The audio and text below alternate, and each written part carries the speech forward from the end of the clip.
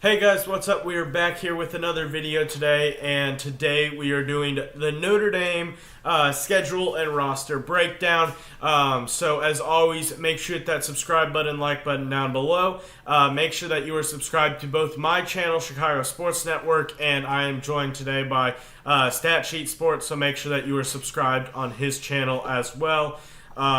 So we are getting into our Notre Dame prediction today.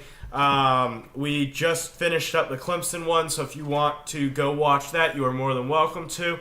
But let's get started with this. What are your first thoughts about Notre Dame? Obviously with a lot of transition, so if you want to sum it up in a quick punch here, Lincoln.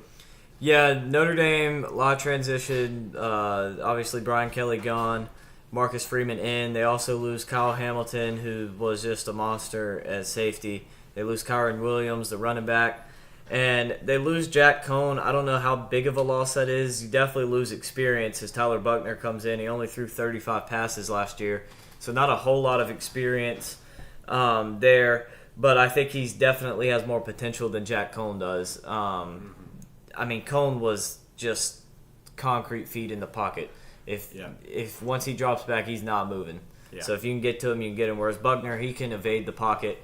And get out of there and make something happen. I think it's a solid roster overall coming in. You got receivers Braden Lindsey and Avery Davis returning. Michael Mayer, the big guy at tight end, arguably the best tight end in the country, if not the best, definitely second best behind Brock Bowers.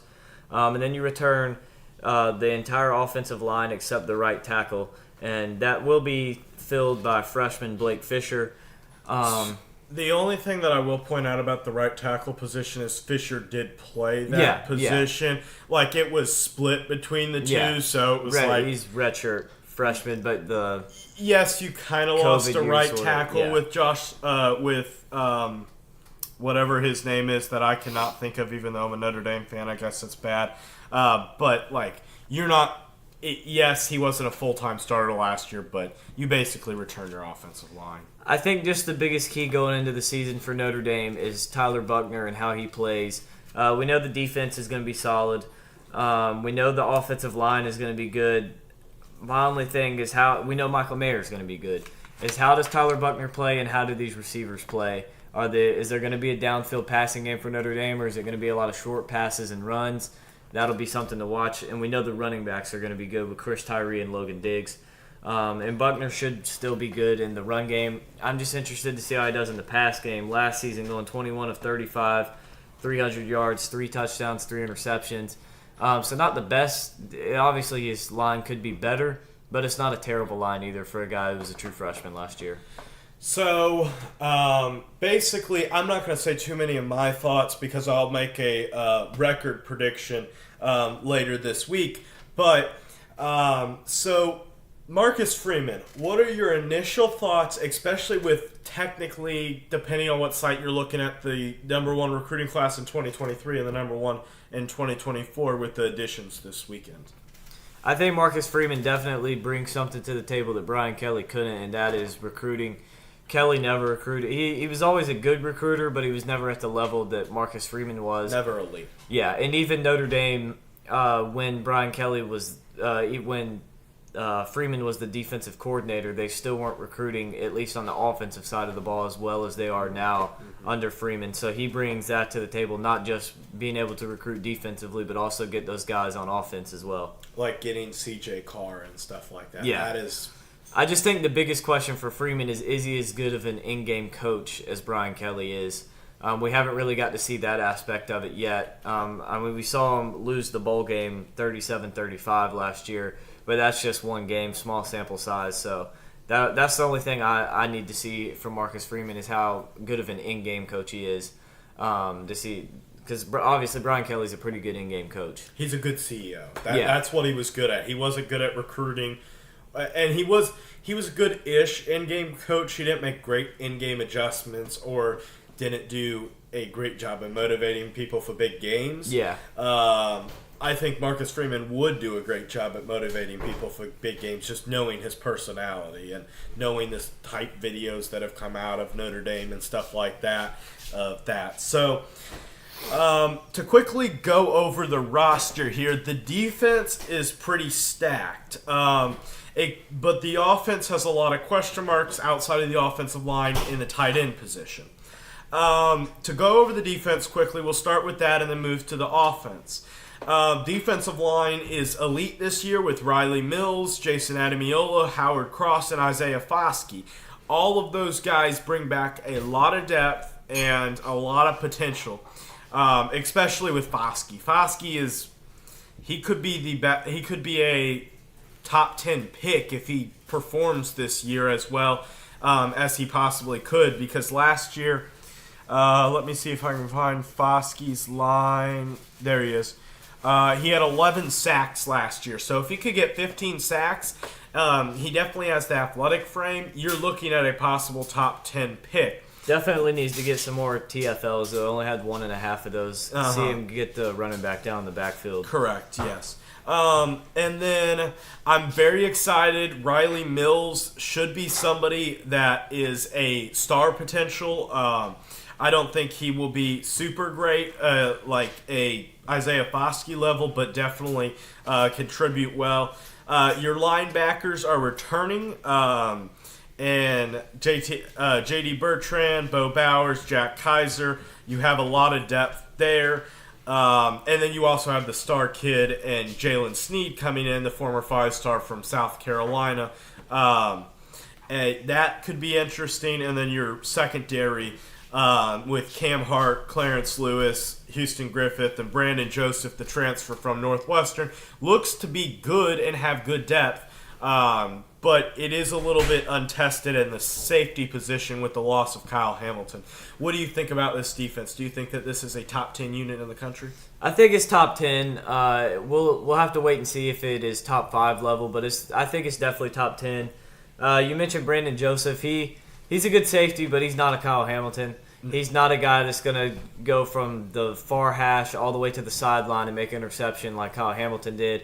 He's good in the pass game, but he's more of a run support type safety as well. I think he brings a little bit more in run support than Kyle Hamilton did, just in the sense of bigger hitter, and he can tackle the bigger running backs easier than Hamilton did, because that was the only thing that you could say was bad about Hamilton's game, was those running backs that are over 220 pounds could break some tackles from him and run through his arm tackles occasionally. But Brandon Joseph, a little bit stronger, a little bit bigger, can tackle those guys, but definitely not as good in the pass game.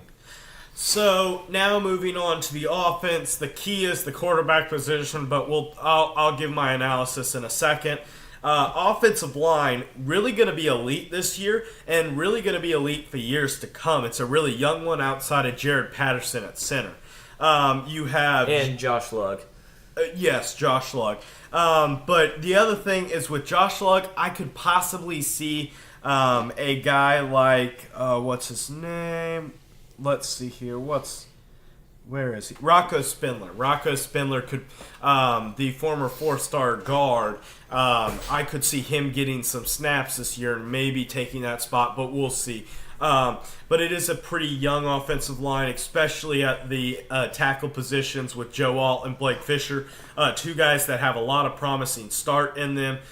Blake Fisher, who was thought to be the best one of them, and then Joe Alt just played like an All-American type player. He got freshman All-American. So he played well. Lorenzo Styles flashed a lot of potential in the bowl game and against USC. And then Chris Tyree. This is one note that I will make, is that with Chris Tyree, with him having drop foot last year, I could see him busting out big time this year, especially in the kick returning game, maybe having another kick return touchdown like he did against Wisconsin. But I think that is something that could change, because if you want to look at another drop foot experience, look at Robert Quinn for the Bears. He went from a guy that had 2.5 sacks or 3.5 in 2019 to having, or in 2020, to having 19.5 sacks the next year. Drop foot is a major issue, I found out as a Bears fan and a Notre Dame fan.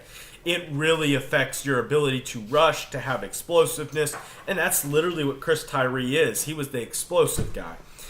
So when you lose that extra step, it really does hurt you. I don't think I need to say anything about Michael Mayer. If you want to pass him the ball 100 times in a game, you're not going to hear a complaint from me. And then Tyler Buckner, I don't know. He could turn into the best quarterback in the country. Not really this year, or he could be somebody that completely struggles. Like, it is such a spectrum of, he played extremely well in California and the high school system and showed passing ability and anticipation and stuff like that. But all he showed us at Notre Dame so far is his running ability mainly. He played okay in the Virginia Tech game, definitely had some struggles, didn't look at coverages properly and had a couple of picks. So you have issues there, but he didn't have an off season. He came in as a summertime guy and not an early guy. So he had a couple of months to prepare, and then he wasn't the main focus. It was between Drew Pine and Jack Cohn. So maybe with an off season, I have absolutely no expectations for Tyler Buckner. I have no idea. Absolutely no idea. Anything that you want to say, Lincoln, before we head into the schedule part of this? Let's get into the schedule. So we are going to skip the Clemson and Ohio State games because those are, let's do them in order. Do it in order. At Ohio State, at the Horseshoe, Week 1. Lincoln, thoughts? You can give a win or loss, but it's up to you. That's going to be a tough one. I think this is a loss, and I think it's by 10 points or more. I just don't think Buckner is going to be able to come in and go to Ohio State and get the win with him not having any starting experience really or any much playing experience. Like I said, he's only thrown 35 passes in his career all last year. He's probably going to throw the ball close to, if not that many times, just in this game. I don't know if they would throw the ball 35 times. Not with Logan Diggs, Chris Tyree. I think they will with Ohio State's defense being good, and I think they're going to get down. They may have to start throwing the ball to come back. I mean, he's going to throw it at least probably 20 to 25 times. Yeah. Well, here's the other thing. How good is Ohio State's defense? It wasn't good last year. I expect Ohio State's defense to be better this year, and even if the defense is not much better, the offense is still just super explosive. C.J. Stroud isn't going to struggle early on this year like he did last year. He's experienced, and I think he's probably the Heisman frontrunner if I had to pick somebody. Maybe Bryce Young. I just don't know if he would go back-to-back. True. But yeah, C.J. Stroud, Jackson Smith, and Jigba are going to be very tough to cover. And with no Kyle Hamilton, I think it's going to be really tough to cover because not only was Hamilton just as fast, he was just as tall as Njigba. He was a lot taller than Njigba. Njigba's like 6'3", 6'4". Hamilton was 6'5". I thought he was 5'11" or something. I thought he was tall. I think Olave was 5'11". I may be wrong. We're gonna look at this because let me look this up. I got it. I'll just look at Phil Steele here. And Njigba is only 6 foot. Kyle Hamilton's 6'5". Okay, I thought Njigba maybe it was. And 6 foot's probably pushing it if it's Ohio State. I thought there was one that was 6'3" for him last year. What Olave was that? Wilson? That was Garrett Wilson. That's Wilson, right. Yeah. Garrett Wilson Wilson was the tall possession receiver. Either way, Njigba is still going to be tough to cover. Honestly, him being 6 foot probably makes him even tougher to cover just because he's smaller. He's going to be. I don't think Brandon Joseph is going to be able to cover him, and I think Cam Hart and Clarence Lewis are going to have a hard time on him. It's going to be a tough matchup, and you're definitely going to have to scheme for it because he is an elite wide receiver, like maybe a number 1 overall wide receiver. And we really saw that in the Utah game when they would triple team and he would still come down with the catch. Mm-hmm. So I think that's going to be a difficult assignment. The only way I see Notre Dame winning this game is if Notre Dame is able to play possession ball the entire time and just keep the ball and run out the clock and just slow down the game with Buckner. And because Ohio State's defense, I know Lincoln thinks it's going to be much improved, but they haven't proven anything to me. If they are weak and Notre Dame's able to chew some clock here, then I think it could be competitive. And then maybe Notre Dame gets a game-winning field goal or something like that.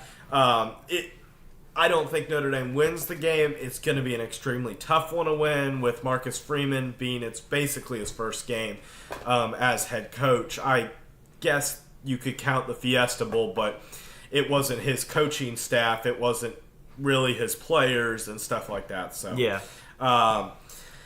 Moving on to Marshall. Any qualms here about a Notre Dame victory?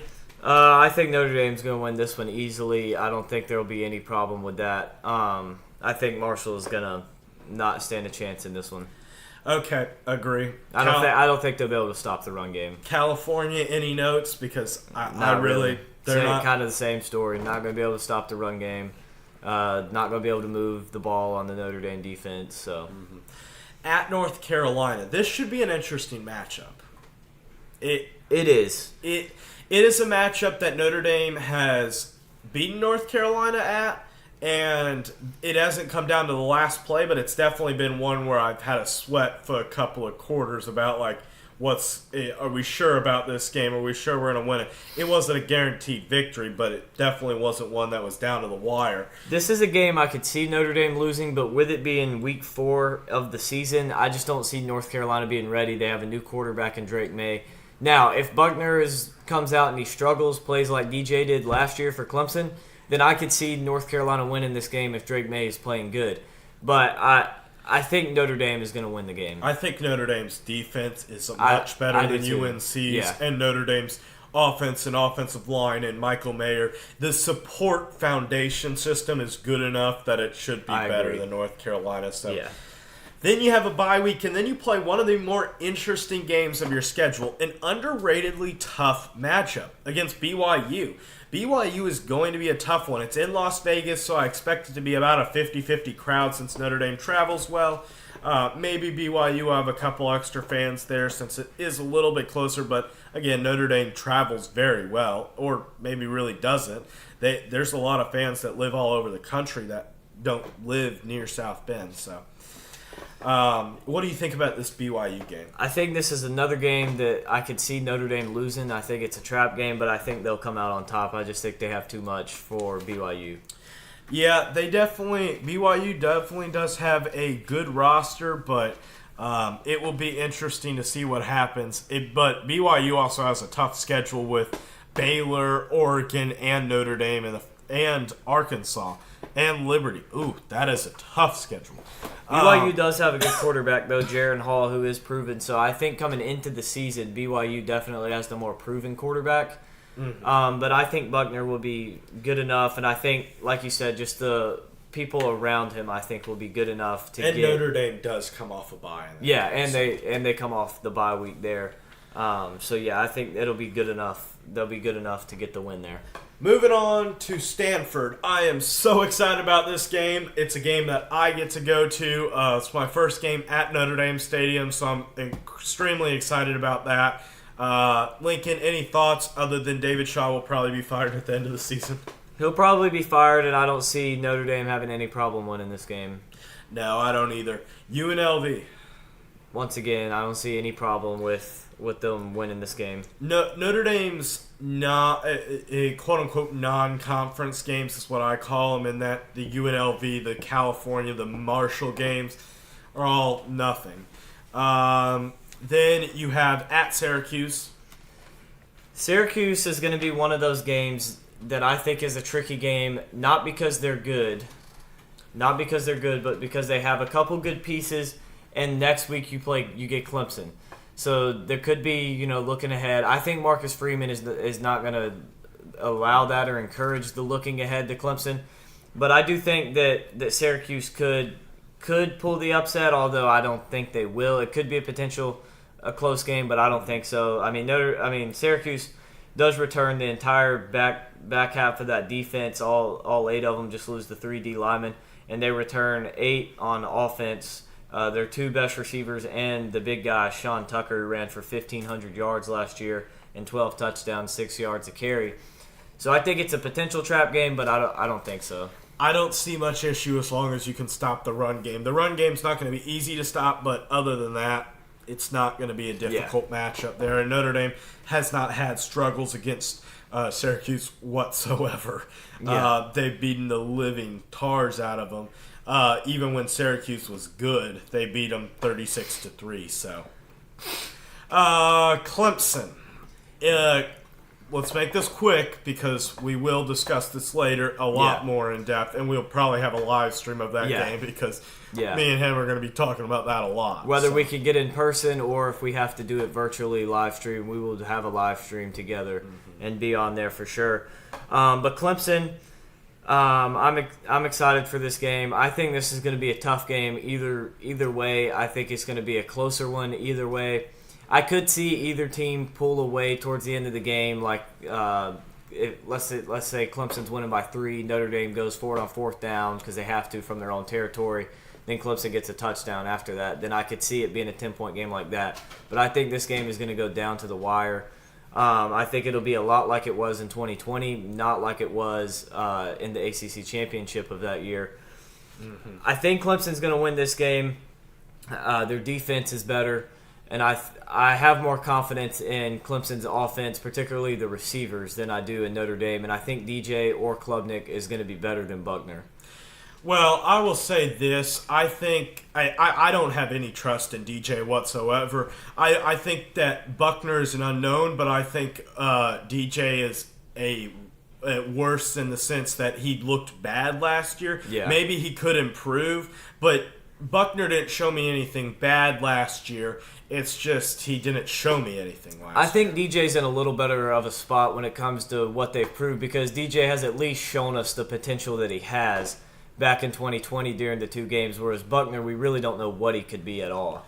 Yeah, and again, this game will completely change. Notre Dame may be beating Ohio State and undefeated and just rolling through teams, and Tyler Buckner is fantastic. Or vice versa. DJ turns into the quarterback he thought was going to be, and they're rolling through their schedule, and Notre Dame struggling and something like that. And it could turn into a blowout either way. Or you could see something where Notre Dame loses to Ohio State, kind of like Clemson did with Georgia last year, and just kind of get shooken up and just off for the rest of the season. If Buckner gets injured in that game, like DJ did last year with the knee injury in the Georgia game, you could see something like that where it affects his whole season. So this game being later in the year, there's a lot that could happen before we get there. Very much so. Navy. And I don't think we need to really say anything. It is so annoying that we play Navy every year. And it is so annoying that it comes after a game like Clemson. If Clemson is the team that is undefeated and it is a top matchup, then coming after the Navy game, that could be a trap game in the sense that I don't think they lose, but I think it is 4 quarters of me sweating it out and being super annoyed and just being very on edge about that game. I think it could be a lot like the North Carolina game from last year for Notre Dame. Yeah. Where it's kind of close. It's close enough to where you're worried where Navy feels like they're just one play away from coming back in it, but at the same time, there's no real threat. It's a 10-point game at all times, but it's also like Navy's pushing. Navy's pushing. Boston College. Phil Jacobic's homecoming game. This could be a trap game. I could see with Jacobic coming back. Zay Flowers, the outstanding receiver for Boston College. But I just don't think so. Boston College lost basically their entire offensive line last year. This is not a good offensive line against Notre Dame's solid defensive line. So I don't think Boston College is going to fare well in this one. I think it could be a game for 2.5 quarters. But I think Notre Dame's going to pull away. So now for the fun birthing rivalry of Notre Dame versus USC, Marcus Freeman versus Lincoln Riley. Notre Dame USC is over 100 years old in that rivalry, but this new rivalry between 2 first-year head coaches at their universities. Lincoln Riley has obviously been a head coach at Oklahoma, but this is going to be an interesting rivalry. I think Notre Dame probably is able to win this game because I don't think Lincoln Riley is able to make the changes in 1 year, but it's definitely going to be a struggle in the next couple of years. USC is going to be much better now. If I pick, I think I would pick USC to win. I just think Caleb Williams and Jordan Addison and all those other guys are just going to be hard. I don't think their defense is going to be very good, but I think their offense is just going to be too much for Notre Dame to keep up with. I don't think that is Well, here's the thing. USC has never had a problem with getting quarterbacks and getting wide receivers. Do you want? If I need to name them off, I will. Sam Darnold and stuff like that on the quarterback end, and then a lot of wide receivers. Yeah. Juju Smith-Schuster, and I can't even go through them all. But basically, that's never been their issue. Their problem is in the trenches where they still have issues. Yeah. And Lincoln Riley has never been a very good coach in the trenches. So I don't see why this rivalry would really change any. Maybe Caleb Williams is a little bit better than previous quarterbacks. Maybe. Sam Darnold was a number 3 overall pick. So, and maybe Jordan Addison is a little bit better. But you had multiple first-round picks under Clay Helton at wide receiver.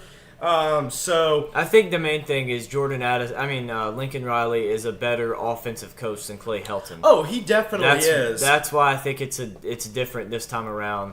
I don't see USC changing it. Maybe by the end of the season, USC is a good team. That's why, it's because it's the last game of the season. If this game was earlier in the season, if this game was where Clemson was, I would think long and hard about that one. And any time before that, I would say Notre Dame, most likely. Here's the thing. USC's got to prove something to me before I pick them to win anything. Like, if Lincoln Riley had a season and won 10 games and now they're playing, then yeah, maybe I'd pick USC. But they at least have to prove something before I pick them in that. So that will wrap it up for today. Any closing thoughts, Lincoln? Nope. I think overall Notre Dame's going to have a solid season, anywhere from 9-3 to 11-1. I think their record will end up. That's what I would predict. Now, obviously, Buckner could be terrible, and they could go 6-6, 7-5, something like that. Just be terrible, or maybe they could work some magic and go 12-0. I don't know, but I think it'll be a solid first season for Marcus Freeman. I think these guys will get more experience, and I think they'll be a good team. So, as always, make sure you hit that subscribe button and like button down below at both channels, Chicago Sports Network and Stat Sheet Sports. That's all for today, and we will see you guys later. Bye.